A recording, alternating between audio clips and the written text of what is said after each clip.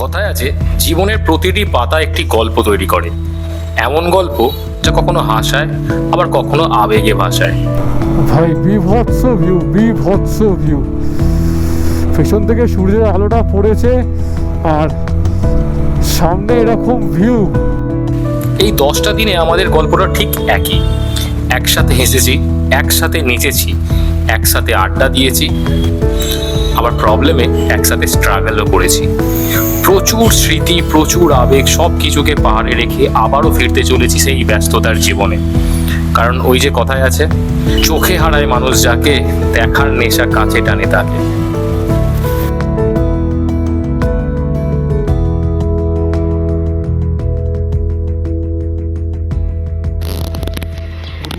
Good morning from Bomdila, Arunachal Pradesh. আর আজকে সকাল প্রায় বেজে গেছে 6:32 আমাদের টাইমিং অনুযায়ী। এই টাইমিং অ্যাকচুয়ালি বেরোনোর গল্প ছিল। তো আমার শেরপা রেডি, এতে রেডি হচ্ছে, ওদিকে তেজাসও রেডি হচ্ছে। আজকে আমাদের ডিস্টেন্স কোনো সেমভাবে কোনো কিছু ধরা হয়নি। বঙ্গাইগাঁও ডিস্টেন্স মোটামুটি ওই 327 থেকে 28 কিলোমিটারের কাছাকাছি। ভৈরবকুণ্ডর ডিস্টেন্স মোটামুটি এখান থেকেও ওই নিয়ার অ্যাবাউট 132 থেকে 30 কিলোমিটারের কাছাকাছি। তো যাই হোক, যারা এই ব্লগে এসে প্রথম জুড়েছো তাদেরকে বলি, তারা আগের ব্লগগুলো দেখো। অবভিয়াসলি অরুণাচলের পুরো বিউটিটা তোমরা দেখতে পাবে, মানে দারুণ, যা স্বর্ণবদ্ধ বিউটি পেয়েছি আমরা। প্রত্যেকটা জায়গাতে অ্যাডভেঞ্চার চরম হয়েছে, সবাই মিলে খুব সুন্দর কোঅপারেট করেছি আর তোমাদের জন্য ভরিয়ে ভরিয়ে ইনফরমেশান দিয়েছি। তো সেইগুলো দেখে কমেন্ট করো, লাইক করো, আর যদি ভালো লেগে থাকে তাহলে সাবস্ক্রাইব করো। তো চলো, আর এখানে কিছু বলবো না, একেবারে রেডি করে মোটো ব্লগিং সেরে তোমাদের সাথে কথা বলছি। তো চলো, আজকের ট্রিপ মিটারটা সেট করে নে। তো চলো, আজ ট্রিপ মিটার সেট হয়ে গেছে। আর কালকে যেখানে ছিলাম অ্যাকচুয়ালি হোটেল তাসি ডেন, এইদিকে চলে যাচ্ছে হচ্ছে বোমডিলা মার্কেট, আর এই দিক দিয়ে আমরা ফিরবো। তো জায়গাটা মোটামুটি এক রাত কাটানোর জন্য ঠিকঠাকই আছে, খুব একটা কিছু এমন গল্প নয়। তো চলো বেরোই। ওম কৃষ্ণায় বাসুদেবায় হরায় পরমাত্মনে প্রণত ক্লেশনাশায় গোবিন্দায় নমো নমঃ। রাধে রাধে। আজকের ওয়েদার পুরোপুরি ছেড়ে গেছে, মানে রীতিমতো ব্লু স্কাই দেখা দিয়ে দিয়েছে সকালবেলা। এটা আপাতত 6:40 আমি আপডেট বলছি। তো রোলিং আমাদের স্টার্ট, সোজা চলে যাচ্ছে তাওয়াং, যেখান দিয়ে আমরা কালকে ফিরেছি বা আমরা গেছি। আর এখান থেকে আমরা এই যে নিচের দিকে নেমে গেলাম, এদিকে চলে যাচ্ছে মার্কেট যেখানে আমরা ছিলাম। আর এখান থেকে সোজা বেরোবো আপ টু, এখান থেকে শেরগাঁও যাব। শেরগাঁওয়ের ডিস্টেন্স এখান থেকে 41 কিলোমিটার। শেরগাঁও থেকে আমাদের কোনো দাঁড়ানোর অ্যাকচুয়ালি কোনো সিন নেই। তো শেরগাঁও থেকে আমরা যাব হচ্ছে একদম আপ টু ভৈরবকুণ্ড। তো ওইখান থেকে আমরা অরুণাচল থেকে বেরিয়ে পড়বো, তো আমাদের পাহাড়ও শেষ হয়ে যাবে। তো আজকে আমাদের পাহাড়ের শেষ দিন, আবার আমরা সিটিতে ফিরতে চলেছি আমাদের ব্যস্ততার জীবনে। তো যাদের ভিডিওটা বা গোটা সিরিজটা ভালো লেগেছে, প্লিজ একটু ডু সাবস্ক্রাইব। আর যদি কিছু এক্সট্রা কিছু আমাদেরকে জানাতে চাও, সমালোচনাও করতে চাও, obviously all time comment box ফাঁকাই আছে, কমেন্ট বক্সে কমেন্ট করতে পারো। তো চলো, বোমডিলা থেকে ছেড়ে এবার আমরা নিচের দিকে যাব, আর আমাদের আজকে পাহাড়ের শেষ দিন। চলো, বোমডিলার নামা থেকে মানে অ্যাকচুয়ালি বোমডিলা থেকে আমরা নেমে পড়েছি, আর চারিদিকে ফগ হয়ে গেছে। যেহেতু আজকে আমাদের শেষ দিন, মানে ট্রিপের পাহাড়ের শেষ দিন, তো ভাবছি এই যে ট্রিপের গোটা ডিস্টেন্সটাকে, মানে বোমডিলা থেকে আপ টু কলকাতা, মানে হাওড়া পর্যন্ত পুরো ডিস্টেন্সটাকে একটা ব্লগের মধ্যেই রাখবো। কারণ এই যে লাস্ট দিক দিয়েও সেলাপ যাওয়া যায়, জাং যাওয়া যায়, দিরাং যাওয়া যায়। এটা দিয়ে যদি যাওয়া হয় তাহলে বোমডিলাকে কিন্তু বাইপাস করা হবে। আচ্ছা, এখান থেকে তেজপুর 150, টেঙ্গা 15 কিলোমিটার, বালেমু 125 কিলোমিটার। এই টেঙ্গা ভ্যালি জায়গাটা কিন্তু আমি আগের ব্লগেও বলেছি, খুব ইম্পর্টেন্ট জায়গা যারা অরুণাচল প্রদেশে আসছো। এই টেঙ্গা ভ্যালি থেকেই একটা কাট চলে যায় হচ্ছে আনিনির দিকে, আর একটা কাট চলে আসে হচ্ছে তাওয়াংয়ের দিকে। তো এই হচ্ছে ব্যাপার। এখন বাজে 6:54, আর আমাদের নামা কন্টিনিউ চলছে। তো চলো এগোই, আরও ইনফরমেশন তোমাদের সাথে শেয়ার করছি। হচ্ছে সময় 7:07, আর আমরা ক্রস করেছি টেঙ্গা ভ্যালি। আর দূরে দেখা যাবে শেরগাঁও এখান থেকে হচ্ছে মোটামুটি 27 কিলোমিটার ডিস্টেন্স। আর এই যে রোদটা পড়েছে, তোমরা আশা করি দেখতেই পাচ্ছ যে রোদটা পড়েছে, একটা আলাদা অনুভূতি দিচ্ছে গায়ের মধ্যে। মানে এতদিন শুধু বৃষ্টি আর ওভারকাস্ট কন্ডিশনে গাড়ি চালিয়ে না, রীতিমতো মানে যেন সেই, মানে আর ভালো লাগছিল না এরকম আর কি। পাহাড় থেকে নেমে যাচ্ছি, পাহাড়কে আজকে আলবিদা বলে দিচ্ছি। মনটা তো একদম বিষণ্ণ হয়ে রয়েছেই, আবার কবে আসবো জানি না, বাট আসবো, খুব তাড়াতাড়ি আসবো এবং খুব শীঘ্রই আসবো। এবং পাহাড় দেখলে এবার একসাথে পাহাড় দেখবো। ভ্যালিটাকে কি লাগছে দেখো, এটা হচ্ছে রূপার ভ্যালি। মানে এখানে অ্যাকচুয়ালি এটা আর্মি করিডোর, বাট আমি দূরে কিছু গোপ্রো যেহেতু ফোকাস করতে হবে আপনাকে দেখাতে পারছি, মানে দেখাচ্ছিও না। ভ্যালিটাকে জাস্ট অনবদ্য ভিড় লাগছে, অনবদ্য, পুরো চারিদিকে পাহাড়, যেমনটা ঠিক শেরগাঁও ঠিক তেমনটাই হচ্ছে এই ভ্যালিটা। তো ফিরে যাচ্ছি, বাট তাও আমরা ছবি তুলতে ছাড়ছি না, মানে এত সুন্দর জায়গাটা মানে তিনটে পাহাড় এসে মিশেছে। আর ওইখানে একটা কানেক্টর, এই দিক থেকে সুন্দর রাস্তাটা গিয়ে ওদিকে বাঁক নিয়েছে। আর এখানে পাহাড়ের ল্যান্ডস্কেপগুলো একটু অন্য রকমের, একটু ব্রাউনিশ পাহাড়, মানে এখানে কোনো গাছ নেই, শুধু পাহাড়ি ঘাস যেগুলো হয় সেগুলো একটু ব্রাউন হয়ে গিয়ে সুন্দর দেখতে লাগে জায়গাটাকে। সামনে আছে ভীম ব্রিজ, আর আমাদের ভীম দাঁড়িয়ে আছে সামনে।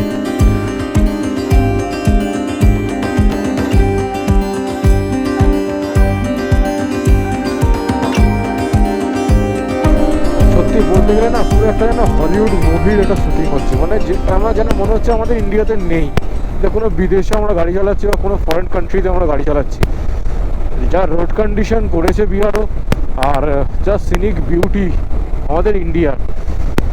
আগে ইন্ডিয়া না এক্সপ্লোর করলাম বস, তো কি করলাম, বিদেশে গিয়ে পাটায়া থাইল্যান্ড গিয়ে কি করলাম যদি ইন্ডিয়াই এক্সপ্লোর না করলাম। ও ভাই, প্রত্যেকটা বাঁকে একটা আলাদা আলাদা সৌন্দর্য, প্রত্যেকটা বাঁকে। দেখো জাস্ট এইখানটাতে, মানে জাস্ট একটা বাঁক মাগলাম, একটা পাহাড়ে মেঘ জমে, আর একটা বাঁক মাগলাম, একটা পাহাড় অন্যরকম ভিউয়ে। জাস্ট মানে আমি বলে বোঝাতে পারবো না এটা কি ফিল দেয়। তো সকাল বাজে হচ্ছে 7:43, আর হোটেল থেকে বেরিয়েছি প্রায় আমরা 1 ঘন্টা 10 মিনিট হলো, আর আমরা কভার করেছি 42.2 কিলোমিটার। এসে পৌঁছেছি হচ্ছে শেরগাঁও। আর সত্যি বলতে কি, এই জিগাঁও থেকে শেরগাঁও যে এই মোটামুটি 21 কিলোমিটারের যে প্যাচটা না, জাস্ট মনে থেকে যাবে আমার সারা জীবনে। এত সুন্দর রাস্তা, তার সাথে এত সুন্দর সিনিক বিউটি। তো এই শেরগাঁও সম্পর্কে একটু বলি। শেরগাঁও জায়গাটা কিন্তু দুর্দান্ত জায়গা, দুর্দান্ত। এখানে সমস্ত রকম ফেসিলিটি পাবে, মানে খাওয়া থেকে স্টার্ট করে গাড়ি গ্যারাজ, আরও যাবতীয় মানে সব রকম ফেসিলিটি এখানে পাওয়া যায়। ইভেন স্কুলও আছে। তো সব থেকে বড় জিনিস যেটা হচ্ছে, খুব সুন্দর একটা ভ্যালির মধ্যেই শেরগাঁওটা অবস্থিত, খুব সুন্দর ভ্যালি। চারিদিকে দেখতে পাচ্ছ নৈসর্গিক পাহাড়, মাঝখানে নিচে একটা ভ্যালি। যেটা এখানে ছিলাম আমরা এই হোমস্টেটাতে, লামাজ হোমস্টে। তো দারুণ জায়গাটা ছিল, দারুণ জায়গাটা, মানে অনবদ্য জায়গা। তো জাস্ট শেরগাঁও থেকে বেরিয়েছি 6 কিলোমিটার, যেখানে ঠিক আগেবার দাঁড়িয়েছিলাম এখানেই দাঁড়িয়েছি।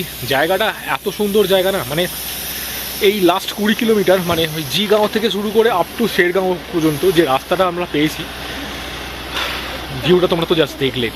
এই রাস্তাতে মানে মোটামুটি ফিল নিতে আসাটা একটা আলাদাই মানে মজার।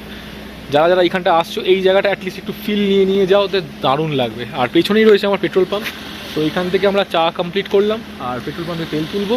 দেন আবার আমাদের মোটামুটি 80 কিলোমিটার স্ট্রেচ একটা নন স্টপ হবে, যেটা আমাদের ভৈরবকুণ্ড ক্রস করবো আমরা সেখান থেকে। তো টাইম এখন 9:33, আর হোটেল থেকে বেরিয়েছি প্রাক্কা 95 কিলোমিটার কমপ্লিট করেছি। সম্পর্কে একটু ইনফরমেশান দিয়ে রাখি, যেটা হচ্ছে আইএলপি তোমরা যখন তখন ঘর থেকে বসে করে ফেলতে পারবে। আইএলপি তৈরি হয় পার্টিকুলারলি হচ্ছে মানে পার্সনদের জন্য, যারা অরুণাচল ভিজিট করছো, মানে শুধুমাত্র কতজন পার্সন অরুণাচল ভিজিট করছে তাদের জন্য তৈরি হয়েছে আইএলপি, যাকে বলা হয় ইনার লাইন পারমিট। বাট আরেকটা যেটা হয়েছে, সেটা যখন তখন তোমরা তৈরি করে নিতে পারো। ইভেন সেটা তৈরি করতে লাগে হচ্ছে, যেটা 3 দিনের জন্য 300 টাকা, এবং 4 দিন থেকে 14 দিনের জন্য হচ্ছে ওটা লাগে হচ্ছে 500 টাকা করে। বাট এবার সেটাকে আমাদের অরুণাচলের একদম এন্ট্রি পয়েন্টে, যেখানে তোমরা পারমিট শো করাতে চাইছো, সেখান থেকেও করাতে পারো। সেখান থেকে নেয় হচ্ছে 100 টাকা করে। তো সেখানে করলে একটু হয়তো টাইম কনজিউম করে নেবে, বাট বাড়ি থেকে করে আনলে কোনো টাইম কনজিউম হবে না। জাস্ট আইএলপি শো করাতে হবে এবং একজনকে রেজিস্টার করে দিতে হবে তার গাড়ির নাম্বার থেকে, ব্যাস, দ্যাটস ইট। এইটুকুনি প্রসিডিওর। বাট পিএপি করতে গেলে কিন্তু বস, পিএপি কোনো থেকে হয় না। পিএপি করাতে গেলে তোমাকে তাওয়াং থেকেই করাতে হবে। পিএপি মানে হচ্ছে প্রোটেক্টেড এরিয়া পারমিট, যেটা একমাত্র বুমলা পাসের জন্যই আমাদের করাতে হয় আর কি। লুংলোলা পাসের জন্য বা সাঙ্গেসার লেকের জন্য কোনো রকমে কিন্তু আমাদের পাস বা পিএপি করাতে হয় না। তো এই হলো গল্প। পিএপি করাতে লাগে শুধুমাত্র হচ্ছে গাড়ির জন্য, কটা গাড়ি যাচ্ছে সেই অনুযায়ী। যেমন আমাদের পিএপি করাতে লেগেছে 500 টাকা করে, সেটাও 500 টাকা করেই লেগেছে। তো সেটা শো করাতে হয়েছে একমাত্র বুমলাতে। বুমলাতে দুখানা চেকপোস্ট ছিল, সেই চেকপোস্টে তোমরা দেখেছো আশা করি। যদি না দেখে থাকো তাহলে অবভিয়াসলি দেখে নাও, সেখানে তোমরা ইনফরমেশান পেয়ে যাবে। তো ভৈরবকুণ্ড পৌঁছে গেছি, আর এইদিকে আসাম আর এইদিকে অরুণাচল, একদম বর্ডারে আমরা এসে দাঁড়িয়েছি। অ্যাকচুয়ালি যেটা ফিলিংসটা তোমার সাথে শেয়ার করার জন্যই দাঁড়ালাম, মানে যে পাহাড়গুলোকে আসার সময় দেখার সময় মন ভালো হয়ে যায়, যাওয়ার সময় তাদেরকে দেখলেই মনটা খারাপ হয়ে যায়। তো যাই হোক, আবার একবার আসামে ঢুকতে চলেছি, আসাম থেকে আবার আমাদের West Bengal, then go to home. তো চলো, আমাদের জার্নি এবার এন্ডের দিকে, আর সবাই আমরা একটু বিষণ্ণ টাইপের একটু। তো একদম পাহাড়ের লাস্ট ল্যাপে, মানে আর কি বলবো, এইখান থেকে সমতল ভূমি স্টার্ট হচ্ছে। পরিষ্কার বোঝা যাচ্ছে যে এখান থেকে একদম সমতল ভূমি স্টার্ট, আর কোনো মানে ওপরে নেই, নিচেও নেই, বাঁক নেই, কর্নার নেই, কিচ্ছু নেই। পেছনে এই যে পাহাড়, সামনে আসামের পাহাড়, আর আমরা বর্ডার ক্রস করতে চলেছি অরুণাচল প্রদেশের। খুব সুন্দর লাগলো অরুণাচল প্রদেশ। থ্যাংক ইউ এত মেমোরিজ দেওয়ার জন্য আমাদেরকে। আবার আসবো, আবার ট্রিপ হবে, আবার অ্যাডভেঞ্চার হবে, আবার সব কিছু ফ্যামিলির মতো আমরা সাজাবো আবার। তো চলো, টাইম এখন 10:46, আর হোটেল থেকে বেরিয়ে 139.7 কিলোমিটার অলরেডি এসে গেছি। আর এখন আমরা ঢুকে গেছি আসামে। দেখেই বুঝতে পারছো গাড়ির স্পিড অ্যান্ড গিয়ার দেখেই বোঝা যাচ্ছে আমরা আসামে অ্যাকচুয়ালি আছি। তো যাই হোক, ট্রিপটা খুবই মেমোরেবল রইলো, খুবই ভালো রইলো। মানে অনেক কিছু জিনিস শেখালো, অনেক কিছু বোঝালো যে এরকম হতে পারে, এরকম এক্সট্রিম কন্ডিশন এরকম হতে পারে, এক্সট্রিম পর্যায়ে পাহাড় এরকম হতে পারে, স্নোফল থেকে শুরু করে ব্ল্যাক আইস, সমস্ত কিছু জিনিস অনেক কিছু শেখালো। তো যাই হোক, বাকি জার্নিটাকেও এনজয় করব। বাকি মানে এখনও আমাদের যেতে হবে এখান থেকে প্রায় 1100 কিলোমিটার আমাদের বাড়ির দিকে। তো তোমাদেরকে সবটাই একটা ব্লগের মধ্যেই আমি দেখাবো। তো একটু ওরে বাবরে ভাই, একটু সাপোর্ট করো, আর এই ব্লগটাকে কিন্তু স্কিপ করো না, এর মধ্যেও কিন্তু অনেক ইনফরমেশন থাকবে। তো চলো, একদম উদলগুড়িতে আমরা সেখানটা ছিলাম, মানে ঠিক আমরা ওই দিকটায় ছিলাম, একটা ভয়ঙ্কর অভিজ্ঞতা নিয়ে, সেটাও শেয়ার করা হয়েছে ইউটিউবে, দেখে নিও। আর এখানে আমরা আমাদের ব্রেকফাস্ট কাম ব্রাঞ্চ তো কমপ্লিট করলাম, করে এবার যাব হচ্ছে আমাদের একদম ডেস্টিনেশন। নেক্সট ডেস্টিনেশন কোথায়?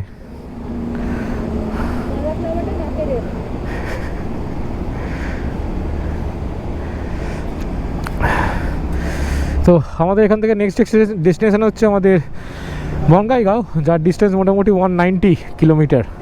এসে পড়েছি বড়মা, আর টোটাল হয়ে গেছে 246 কিলোমিটার।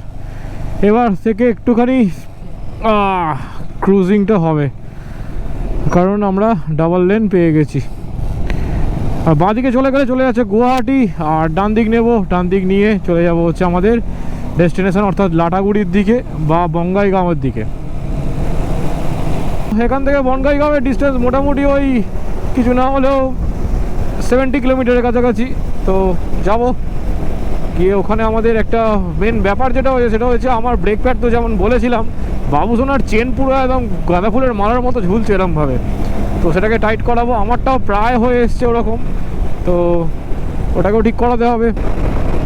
তাহলে উঠে পড়েছি NH-27, আমাদের ইন্ডিয়ার সেকেন্ড লংগেস্ট ন্যাশনাল হাইওয়ে। তো চলো এখান থেকে ক্রুজ করি একটু।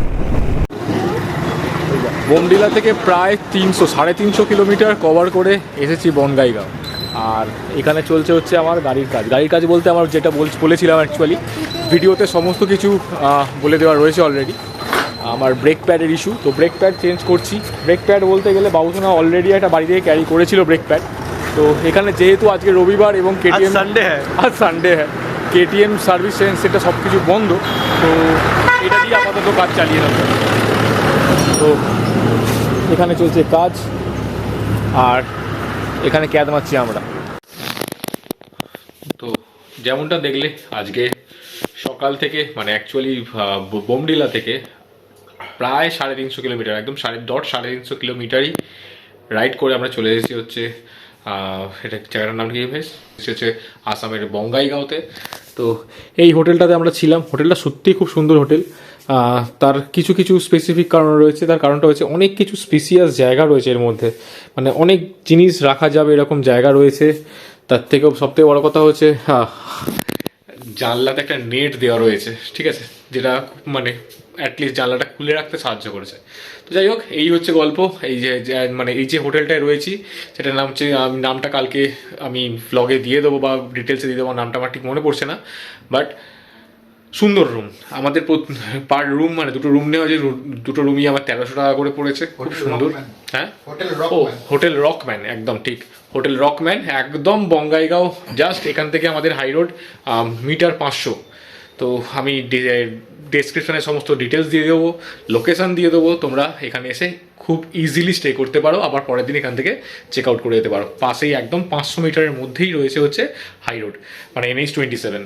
তো যাই হোক, আজকে আর কথা বলবো না, টায়ার্ড আছি সকাল থেকে। তো good night from Bongaigaon, Assam. Tata. The next day.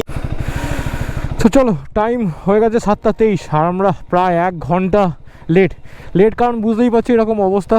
সকালবেলা অঝোরে বৃষ্টি হচ্ছিল, অঝোরে। আর এই হচ্ছে হোটেল রকম্যান, এখানে আমরা কালকে ছিলাম। সত্যি সুন্দর, এক রাত্রি স্টে করার জন্য পারফেক্ট হোটেল। আমি ডিসক্রিপশান বক্সে লিঙ্ক দিয়ে দিয়েছি, নাম্বার দিয়ে দিয়েছি। যারা আসতে চাও, অলরেডি রুমটা দেখেছো, তো তারা এখানে আসতে পারো। তো কাজ করিয়েছি, একটা হচ্ছে ব্রেক প্যাড চেঞ্জ করিয়েছি, ব্রেক প্যাড, দ্বিতীয় নম্বরে চেন লিউব করিয়েছি এবং চেন টানিয়েছি। তো এইখানেই কাজ করে দিয়েছে। পেছনেই একটা যেমনটা দেখলে তোমাদেরকে আগের কিছুটা আগেই দেখতে পেয়েছো যেমন। চলো, ওম কৃষ্ণায় বাসুদেবায় হরায় পরমাত্মনে প্রণত ক্লেশনাশায় গোবিন্দায় নমো নমঃ। তো চলো, একদম আমরা যেখানে ছিলাম সেখান থেকে এই দেখতেই পাচ্ছ বঙ্গাইগাঁওয়ের যে ফ্লাইওভার, সেটা জাস্ট একটুখানি, মানে প্রায় 500 মিটারও হবে না এই ওপর দিয়ে যেমন গাড়ি যাচ্ছে। আমরা নেবো এখান থেকে বাঁ দিকটা চলেছে রায়গঞ্জের ডিস্টেন্স এইখান থেকে, মানে বঙ্গাইগাঁও থেকে ডিস্টেন্স হচ্ছে 428 কিলোমিটার। কিন্তু আমরা যাব যেটা দিয়ে, সেটা হচ্ছে আমরা অ্যাকচুয়ালি যাবো যেটা দিয়ে এসছিলাম, মানে আলিপুরদুয়ার হয়ে আমরা এসেছিলাম, কিন্তু আলিপুরদুয়ার হয়ে আমরা যাব না, কেন রাস্তাটা এখনও পর্যন্ত কনস্ট্রাকশন চলছে। তো আমরা যাব হচ্ছে হাসিমারা হয়ে, হাসিমারা বক্সা টাচ করে হাসিমারা হয়ে তারপরে আমরা বেরোবো হচ্ছে ওইদিকে ফুলবাড়ি থেকে আমরা নেবো ঘোষপুকুর থেকে আমরা আমাদের গতানুগতিক রাস্তা সেই শিলিগুড়ি টু হাওড়া। তো চলো এখানে যাক। আরও রাস্তায় কথা বলছি, কানেক্ট হয়ে গেছি NH27-এ। এই NH27 যেটা তোমাদেরকে বলেছিলাম, গুজরাটের পোরবন্দর থেকে শুরু করে একদম চলে গেছে আসামের শিলচর পর্যন্ত, ইন্ডিয়ার সেকেন্ড লার্জেস্ট ন্যাশনাল হাইওয়ে। তো আমরা যেখানে ছিলাম অ্যাকচুয়ালি, মানে যে হোটেলটায় ছিলাম তার পাশেই ছিল হচ্ছে আমাদের গ্যারেজটা। কাজটা দুর্দান্ত করেছে, মানে চেনটাও সুন্দর লিউব করেছে, সুন্দর টেনে, যেখানে মানে আমাদের KTM অ্যাডভেঞ্চারের চেন টানাটাও খুব একটুখানি রিস্কি ব্যাপার, কারণ বেশি টাইট হয়ে গেলে সেটা একটু বেশি খারাপ হতে পারে, আর লুজ টাইট হলে সেটা কিন্তু আমার প্রবলেম দেখা দিতে পারে। তো সেই জন্য খুব সুন্দরভাবে চেন টাইট করেছে, প্লাস চেনটাকে ক্লিন করেছে। এবং সবথেকে বড় জিনিস যেটা, আমার ব্রেক প্যাডটা চেঞ্জ করে দিয়েছে। পেছনে একটা আমাকে ব্রেক প্যাড দিয়েছে, সেই ব্রেক প্যাডটার জন্য মাত্র আমার কাছ থেকে 50 টাকা চার্জ করেছে, 50 টাকা। মানে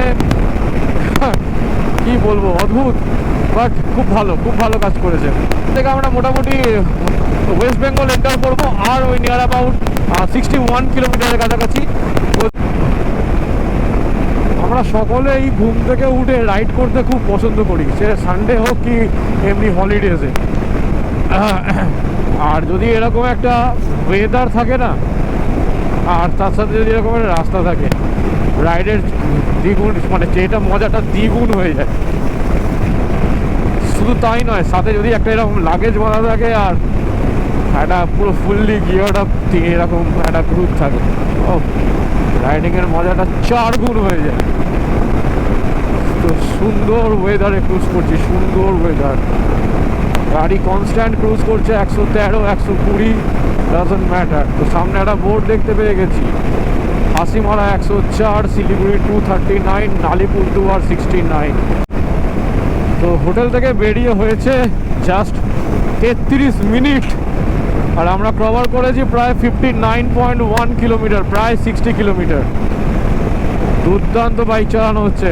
আর বারবার একটা কথা বলি, হাই স্পিড গাড়ি মানেই যে হাই স্পিডে ক্রুজ করতে হবে এরকম কিন্তু কোনো মানে নেই।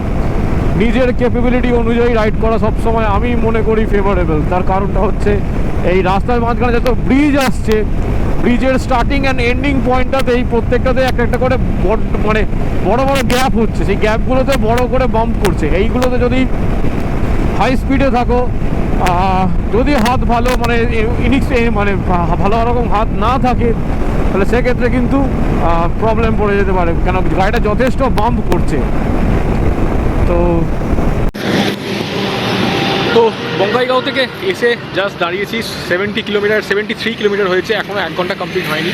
আর যেহেতু আসাম থেকে বেরিয়ে যাব, সেই জন্য পিএল আপটা করে নিলাম। এখানে 98, আর জাস্ট কিছুটা ক্রস করলেই পেয়ে যাবো হচ্ছে 106। তো ডিফারেন্সটা বুঝতেই পারছো।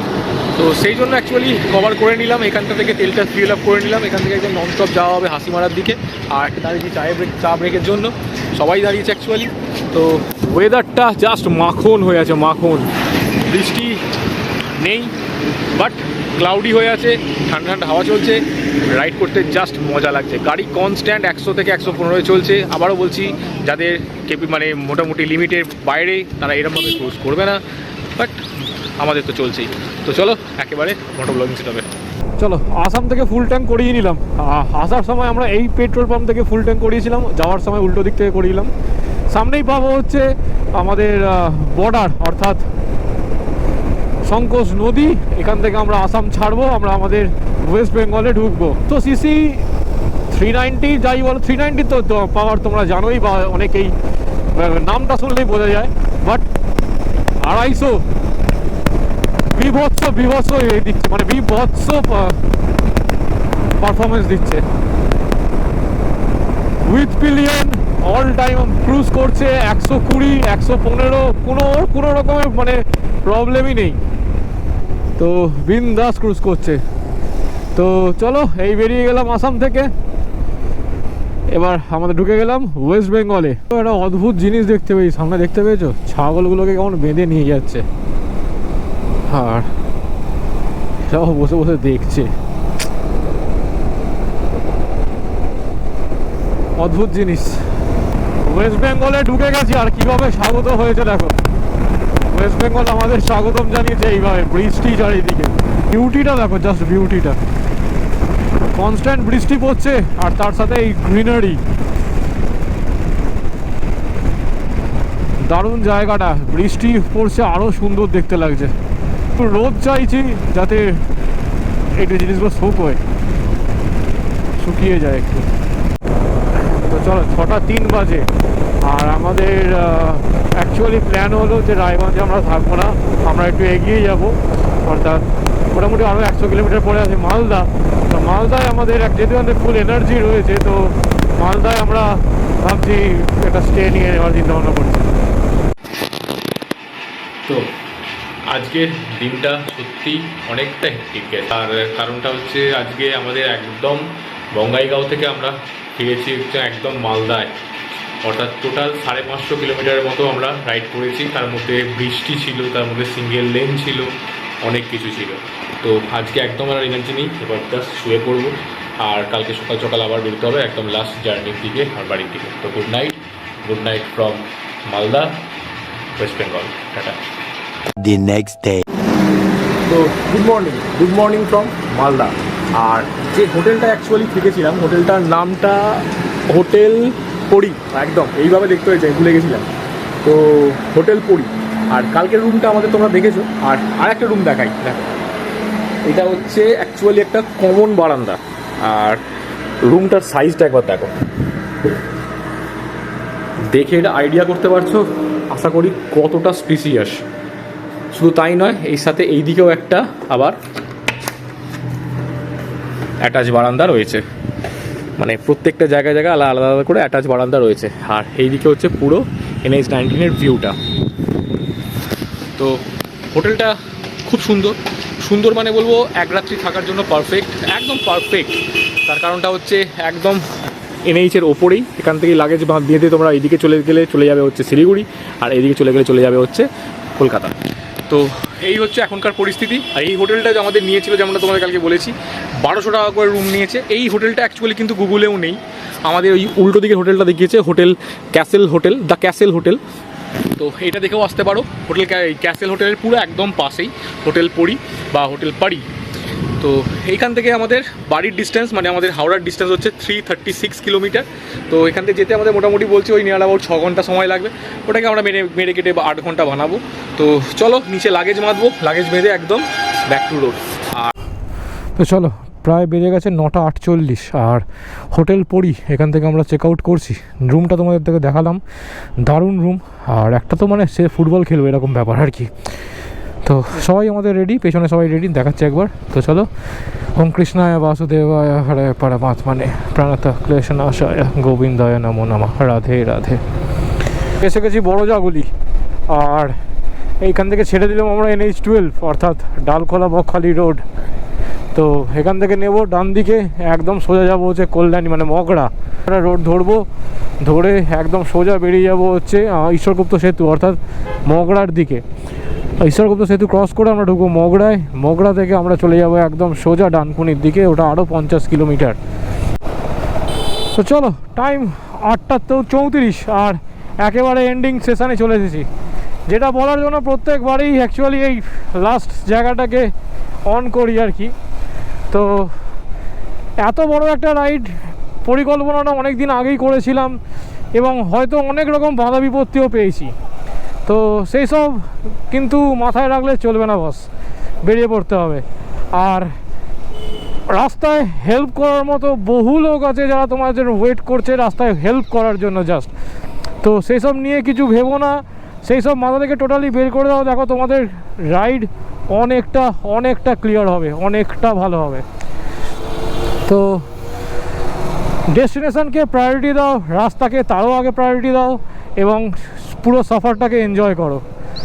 তো যাই হোক, গোটা ব্লগটা দেখলে, গোটা সিরিজটা দেখলে, যদি ভালো লেগে থাকে তাহলে অবভিয়াসলি একটু সাবস্ক্রাইব করতে হবে, আর যদি খুবই ভালো লেগে থাকে তাহলে বন্ধুদের সাথে একটু শেয়ার করে দিতে হবে।